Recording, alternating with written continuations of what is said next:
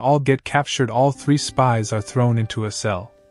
The captors later come into the cell, grab the French spy, and drag him into another room. They tie his hands to a chair and torture him for 2 hours before he tells them everything they want to know. The captors throw the French spy back into his cell before taking the German spy into the torture room. They tie his hands to a chair and torture him for 4 hours before he tells them all of the secrets they want to know. The captors throw the German spy back into his cell before dragging the Italian spy into the torture room. The captors tie the Italian spy's hands to the chair and begin torturing him. After 2 hours, the Italian spy has told the captors nothing. 4 hours go by and the Italian spy still isn't talking. Then 8 hours, still nothing. 16 hours pass, and after 24 hours they give up and throw him back into the cell. The German and French spies are impressed and asked him how he managed to endure all that torture and not talk. The Italian spy says, "I wanted to talk but I couldn't move my hands." 3 men were sitting in a prison cell in Moscow in 1937. They discussed why they had been arrested. "I showed up 10 minutes late for work," the first man said. "So they arrested me for sabotage." "I showed up 10 minutes early for work," said the second. "So they arrested me for espionage." "I showed up to work on time," said the third. "So they arrested me for owning a Western watch." 4 prisoners are sitting in a cell. They have all been in prison for life, so to pass the time, they tell each other jokes. This goes well for the first few years, but eventually, they have told and retold every joke they know. Eventually, they start numbering the jokes so they don't have to tell them from start to finish every time. "You guys remember number 223? Does the first prisoner ask? All the other prisoners chuckle. "How about number 540? Says the second prisoner. Everyone lets out a hearty laugh. "I really like number 401, says the third prisoner. Everyone has a good laugh over this, except for the fourth prisoner who at this point is rolling on the ground in uncontrollable laughter. The first prisoner says, "What's up with you?" The fourth prisoner, who has finally stopped laughing but still has a massive grin on his face, says, "I'm really sorry, it's just that I've never heard that one before." A 5G cell tower was built in a rural neighborhood. After the cell tower was erected, people living near the tower started reporting worrying symptoms, such as dizzy spells, vomiting, and insomnia. Over the next few months, these symptoms increased in both frequency and intensity. Sometimes people would completely lose consciousness and faint in their homes. The city papers reported that animals, particularly sensitive to changes in nature, were barking at odd hours of the night, and mothers were reporting cognitive issues with young children, particularly children under the age of 2. Worried, city officials sent a team of scientists and engineers to the tower to determine the cause. When they came back with the results, they informed the city officials of very disturbing news. Due to a construction mistake, the power coils were incorrectly routed. The cell tower was never turned on. After a tiring day, a commuter settled down in his seat and closed his eyes. As the train rolled out of the station, the young woman sitting next to him pulled out her cell phone and started talking in a loud voice. "Hi, sweetheart. It's Sue. I'm on the train. Yes, I know it's 6:30 and not 4:30, but I had a long meeting. No, honey, not with that Kevin from the accounting office. It was with the boss. No, sweetheart, you're the only one in my life. Yes, I'm sure, cross my heart." 15 minutes later, she was still talking loudly. When the man sitting next to her had enough, he leaned over and said into the phone, "Sue, hang up the phone and come back to bed. Sue doesn't use her cell phone in public any longer." We all have that one relative. I'm not saying which relative, but a relative just called and asked if I would loan her $800 to help her pay her rent. Those who know me know that I'm always willing to help out friends and family. I told her to give me some time to think about it, and I would call her back. Before I called her back, her brother called and told me that my relative was lying and not to give her the money.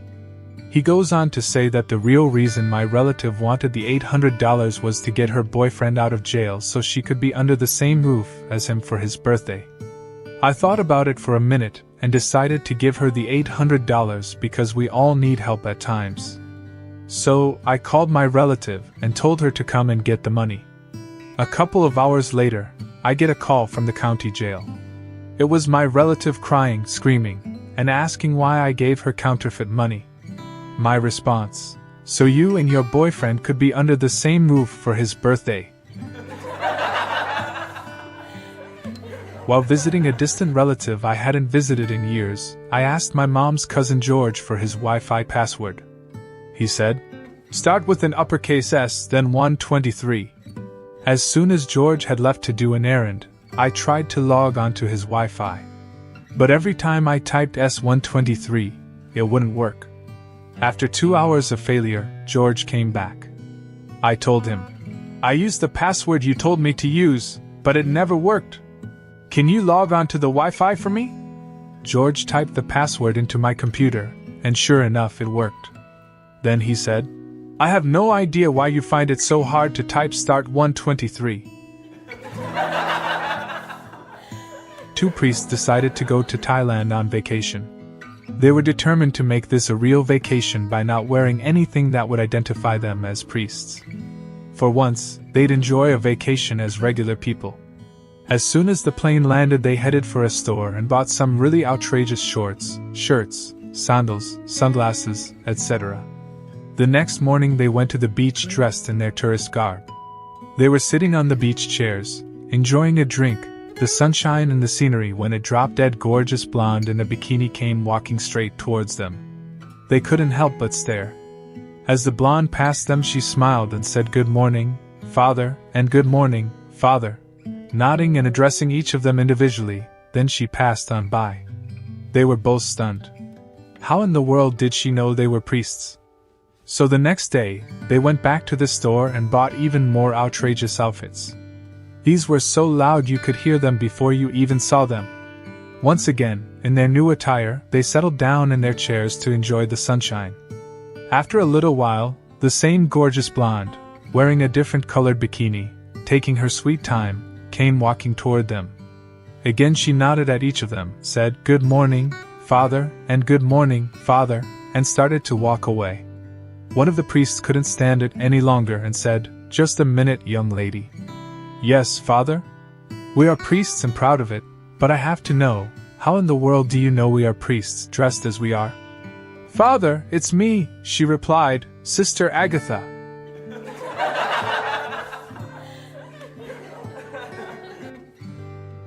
The manager hired a new secretary. She was young, sweet, and polite. One day, while taking dictation, she noticed his fly was open. While leaving the room, she courteously said, "Oh, sir, did you know that your barracks door is open?" He did not understand her remark, but later on he happened to look down and see that his zipper was open. He decided to have some fun with his new employee. Calling her in, he asked, "By the way, Miss Jones, when you saw my barracks door open this morning, did you also see a soldier standing at attention?" The secretary, who was quite witty, replied, "Well, no, sir. All I saw was a little, disabled veteran sitting on 2 duffel bags. A man and woman are going at it. When they hear a car out front, the woman quickly says, 'Hurry, out the window. It's my husband.' Frightened, the man grabs his jocks and starts trying to get them on whilst climbing out the window. Suddenly, he turns around and states, 'Hang on, I'm your husband. Why would you do that to me?' To which she responds, 'Why did you try to run?' A man with a Great Dane and a man with a Chihuahua go to a bar, but it says, 'No pets allowed.' One man says to the other, 'How will we bring our dogs inside?' The second man gives the first a pair of very dark sunglasses and says, 'Do what I do.' He goes inside and the manager says, 'Sorry, no pets allowed.' The man says, 'You don't understand. This is my guide dog.' 'A Great Dane, really?' says the manager. 'Yeah, they just got them into service.' He's great at protecting me, and his sense of smell allows me to easily find my way around the city. The manager decides to let him in. The man with the chihuahua was watching carefully and said, "How hard can this be?" So he puts on his sunglasses and goes to the bar. The manager sees him and says once again, "Sorry, sir, no pets allowed." "You don't understand, this is my guide dog." "A chihuahua? A chihuahua? They gave me a chihuahua." A man lays sprawled across 3 entire seats at a posh theatre. Before the show has even started, an usher walks by and notices the man. "Sir, you're only allowed 1 seat. Can you please sit up?" The man groans but stays where he is.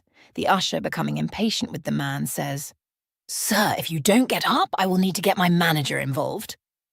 Again, the man just groans, which infuriates the usher as he marches off to get the manager. In a few moments, he returns with the manager, and they both repeatedly attempt to move him, but with no success. It was at this point that the manager calls the police. Moments later, a police officer arrives and approaches the man. "All right, buddy, what's your name?" "Sam," the man moans. "And where are you from, Sam?" With pain in his voice, Sam replied, "The balcony." A project manager is floating about 30 feet off the ground in a balloon. He spots a man on the ground and calls out, "Man in balloon. Where am I?" Man of the ground. "You're 30 feet off the ground in a balloon." Man in balloon. "You must be a programmer." Man of ground.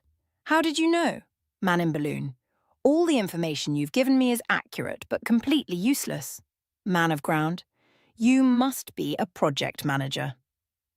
Man in balloon, "How did you know?" Man of ground.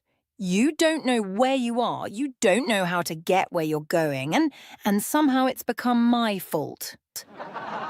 2 old men decide they are close to their last days and decide to have a last night on the town. After a few drinks, they end up at the local brothel. The madam takes one look at the 2 old geezers and whispers to her manager, "Go up to the first 2 bedrooms and put an inflated doll in each bed. These 2 are so old and drunk that I'm not wasting 2 of my girls on them. They won't know the difference." The manager does as he is told, and the 2 old men go upstairs and take care of their business. As they are walking home, the first man says, "You know, I think my girl was dead." "Dead," says his friend. "Why do you say that?" "Well, she never moved or made a sound all the time I was loving her." His friend says, "Could be worse. I think mine was a witch." "A witch? Why the hell would you say that?" "Well, I was making love to her, kissing her on the neck, and I gave her a little bite. Then she farted and flew out the window, took my teeth with her." A dog sees a now hiring poster outside of a computer store. The poster reads, "Must be able to type, must be able to program, and must be bilingual. We are an equal opportunity employer." The dog takes the poster in his mouth and walks in. The manager spots the dog and decides to humor it, pulling up a chair and a computer with a word processor. "All right, if you want to work here, you need to first write a letter," and leaves the room. 30 minutes later, he comes back in, and the dog has typed out a completely error-free letter. "Well, I'll be. This is a smart dog, but can he program?" he asks himself. 20 minutes pass and the dog has made a perfectly running website for the store. He looks, shocked at the dog, and finally speaks. "Look, I know you have the qualifications, but well, you're a dog." The dog nudges the words, "We are an equal opportunity employer," on the poster, and the manager sighs. "There's no way you're bilingual."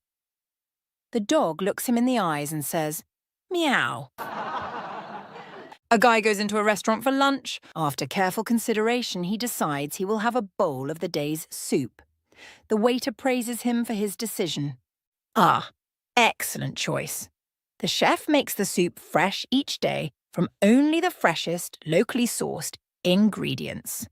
It is completely organic, and there are no additives or preservatives." "Well, it sounds delicious," the man says. "I can't wait to try it." "Very good, sir," the waiter says. "I guarantee you will not be disappointed." A few minutes later, the waiter brings out the soup and places it in front of the man. Bon appétit, he says, and strides off. However, after a few moments, he spots the man waving him over. Yes, sir? Taste this soup, the man says. I beg your pardon? Taste the soup, the man says. Is there a problem? I cannot imagine there could be a problem. The chef is renowned for his recipes, and this soup is one of his specialties. Taste the soup, the man says again. Perhaps I should get the head waiter, the waiter says nervously. He dashes off. After a minute or two, the waiter appears with the head waiter. I understand there is a problem, he says. Taste the soup, the man says. Sir, I'll let you know we have never had a complaint in the history of this establishment. Our chef has a reputation for excellence and has, in fact, won a number of culinary awards. His work is beyond reproach. Taste the soup, the man says again. I think I need to fetch the house manager, the head waiter says, and he rushes off. He returns a few moments later with the tuxedoed house manager. What seems to be the problem? The house manager asks. Taste the soup, the man says. Monsieur, I will let you know that this establishment is among the most respected and revered in the country. The chef is brilliant, known for his innovative and imaginative recipes. He trained at the most prestigious European culinary schools, and he has won the acclaim and admiration of his peers the world over. Even questioning his abilities is a grave insult. Taste the soup, the man says again. This is outrageous. I shall call the chef himself, the house manager says, and rushes to the kitchen. A few moments later, he returns with the chef, a burly, humorless man with large hands and a red face. He glares at the man.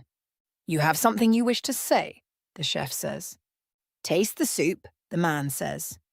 The chef's eyes narrow as he leans over the table. I have been the chef in this establishment for 25 years. I have prepared meals for presidents and kings. My reputation is unequaled, and every day I receive offers of employment. I can work anywhere in the world for anyone I choose. Yet you would sit here and impugn my reputation? Taste the soup, the man says. Taste the soup? Taste the soup? Good sir, I made this soup myself from a recipe that has been handed down through the generations in my family. This was my great-great-grandmother's own recipe, and it is beloved. Taste the soup, the man says. Taste the soup, taste the soup. I have never been so affronted. Taste the soup, fine. I will taste the soup. He leans across the table and stops in confusion. But where is the spoon? You have no spoon, the chef says. Right, the man says. A duck goes into a store and waddles up to the manager. He asks him if he sells duck food. The manager tells him no. The duck then leaves. The next day, the duck returns and asks the same question again. The manager still doesn't sell duck food. The duck leaves. The following day, the duck returns again and asks the same question. The manager says no and warns the duck that if he asks one more time, he will staple the duck's feet to the floor. The next day, the duck goes back into the store. He waddles up to the manager and asks, Do you sell staples? The manager tells him no. The duck then asks, Do you sell duck food? A young man was walking through a supermarket to pick up a few things when he noticed an old lady following him around. Thinking nothing of it, he ignored her and continued on. Finally, he went to the checkout line, but she got in front of him. Pardon me, she said. I'm sorry if my staring at you has made you feel uncomfortable. It's just that you look just like my son, who just died recently. I'm very sorry, replied the young man. Is there anything I can do for you? Yes, she said. As I'm leaving, can you say goodbye, Mother? It would make me feel so much better. Sure, answered the young man. As the old woman was leaving, he called out, Goodbye, Mother. As he stepped up to the checkout counter, he saw that his total was 127,050 sounds. How can that be? He asked. I only purchased a few things. Your mother said that you would pay for her, said the clerk. A woman brought a very limp duck into a veterinary surgeon. As she laid her pet on the table, the vet pulled out his stethoscope and listened to the bird's chest. After a moment or two, the vet shook his head and sadly said, "I'm sorry, your duck Cuddles has passed away." The distressed woman wailed, "Are you sure?" "Yes, I'm sure your duck is passed away," replied the vet. "How can you be so sure?" she protested. "I mean, you haven't done any testing on him or anything. He might just be in a coma or something." The vet rolled his eyes, turned around and left the room. He returned a few minutes later with a black Labrador retriever. As the duck's owner looked on in amazement, the dog stood on his hind legs, put his front paws on the examination table and sniffed the duck from top to bottom. He then looked up at the vet with sad eyes and shook his head. The vet patted the dog on the head and took it out of the room. A few minutes later, he returned with a cat. The cat jumped on the table and also delicately sniffed the bird from head to foot. The cat sat back on its haunches, shook its head, meowed softly, and strolled out of the room. The vet looked at the woman and said, "I'm sorry, but as I said, this is most definitely, 100% certifiably, a passed-away duck." The vet turned to his computer terminal, hit a few keys, and produced a bill which he handed to the woman. The duck's owner, still in shock, took the bill. $150, she cried. $150 just to tell me my duck has passed away. The vet shrugged. "I'm sorry. If you had just taken my word for it, the bill would have been $20. But with the lab report and the CAT scan, it's now $150. A blonde woman walks into a bank in Noisy before going on vacation and asks for a $5,000 loan. The banker asks, "Okay, miss, is there anything you would like to use as collateral?" The woman says, "Yes, of course, I'll use my Rolls-Royce." The banker, stunned, asks, "A $250,000 Rolls-Royce? Really?" The woman is completely positive. She hands over the keys as the bankers and loan officers laugh at her. They check her credentials and make sure she is the title owner. Everything checks out. They parked it in their underground garage for 2 weeks. When she comes back, she pays off the $5,000 loan as well as the 15 £41 interest. The loan officer says, "Miss, we are very appreciative of your business with us, but I have one question. We looked you up and found out that you are a multi-millionaire. Why would you want to borrow $5,000? The woman replies, "Where else in New York City can I park my car for 2 weeks for only $15.41 and expect it to be there when I return?"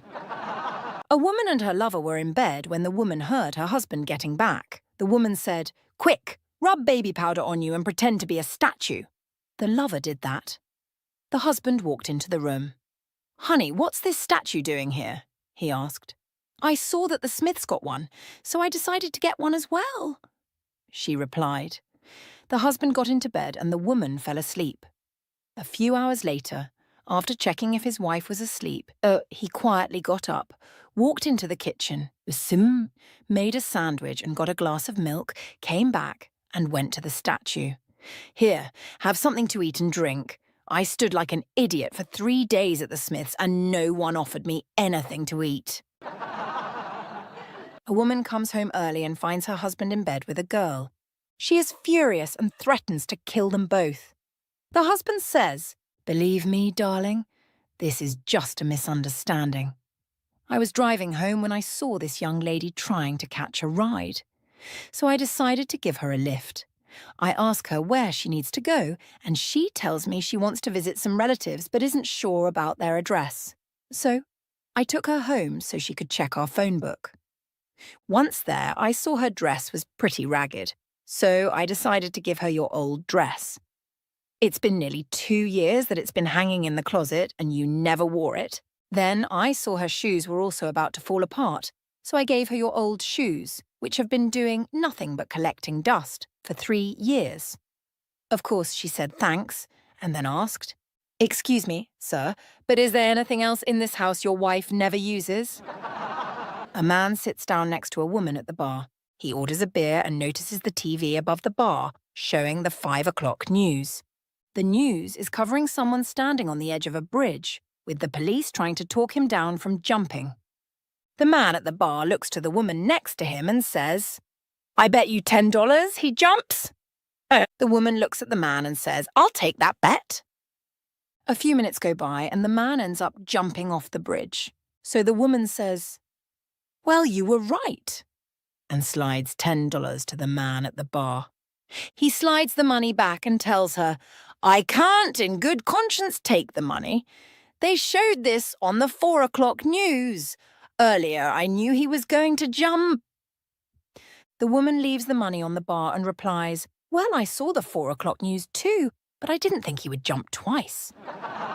A lady decided to give herself a big treat for her 50th birthday by staying overnight in a really nice, luxurious hotel. The following morning, she was appalled when the desk clerk gave her a bill for $250. She requested to know why the charge was too high. "It's a nice hotel, but the rooms certainly aren't worth $250 for just an overnight stay. I didn't even have breakfast," she told the clerk. The clerk clarified that $250 is the standard rate. At that point, the older lady insisted on talking with the manager. The manager showed up and explained that the hotel has an Olympic-sized pool and a huge conference centre that are available for use. "But I didn't use them," the old woman said. "Well, they are here, and you could have," he replied. The manager proceeded to say that she could likewise have seen one of the in-hotel shows for which the hotel is famous. "We have the best entertainers from around the world performing here, he said. "But I didn't go to any of those shows," she said. The manager replied, "Well, we have them, and you could have." Regardless of what facility he recommended, the older lady would just answer, "But I didn't use it." The manager then countered with his standard reaction. After several minutes of contending with him, she chose to pay. The manager was shocked when she gave the check to him. "But madame, this check is for only $50, he said. "That is right. I charged you $200 for sleeping with me," the old lady replied. "But I didn't," the manager shouted. "Well, too bad. I was here and you could have." An American man gets married to a British woman. Before the big night, his father tells him, "Tonight I want you to carry your wife in your arms to show her that the US is a strong nation. Then I want you to throw her on the bed to show her that the US is a proud nation. And finally, I want you to take off your clothes to show her that the US is a beautiful nation." After the big night, the father asks his son, "So how was it?" "Son, well, I carried her in my arms to show her that the US..." Father, "Good." Son, "Then I threw her on the bed to show her that the US is a proud nation." Father, "Yeah." Son, "And then I took off my clothes to show her that the US is a beautiful nation." Father, "Very good. And then what did you do?" Son, "I off in front of her." Father, "What? Why would you do that for?" Son, "To show her that the US is a free and independent nation." A thrice-divorced woman is giving love another try. Her first love abused her with his fists. The second one ran away. The third one completely failed to go to bed. But she still feels lonely and doesn't want to stop believing in love, so she posted an ad in a newspaper with her story that she was still available. A few days later, she heard the doorbell ring. She opens up the door, and a man with no arms and no legs shows up. He says, "Hi, I saw your ad. I was hoping I could be your new boyfriend." The woman was confused. "What makes you think you're going to be better than my last 3? She inquired. "Well," he began, "I have no arms, so I won't abuse you. I have no legs, so I won't abandon or run away from you." "But how are you in bed?" she asked. And his response was, "Well, I rang the doorbell, didn't I?" A woman's on vacation and calls home. She asks her husband, "How's my cat doing?" The husband says, "The cat's passed away." The woman's upset and says, "Well, you could hae broken the news to me when I got home. I cannot enjoy my vacation now. You could have just said a little Witty, light the cats on the roof and you can't get her down."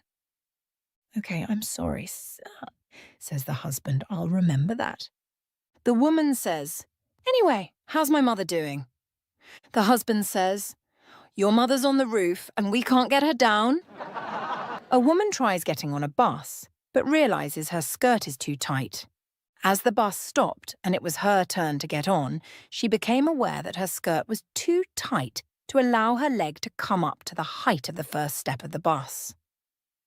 Slightly embarrassed and with a quick smile to the driver, she reached behind her to unzip her skirt a little, thinking that this would give her enough slack to raise her leg. She tried to take the step, but only to discover that she couldn't. With a little smile to the driver, she again reached behind to unzip a little more and was unable to take the step.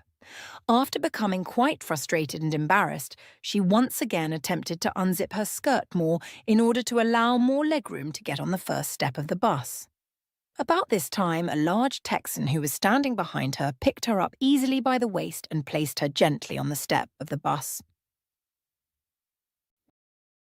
She went ballistic to the would-be Samaritan and yelled, "How dare you touch my body? I don't even know who you are."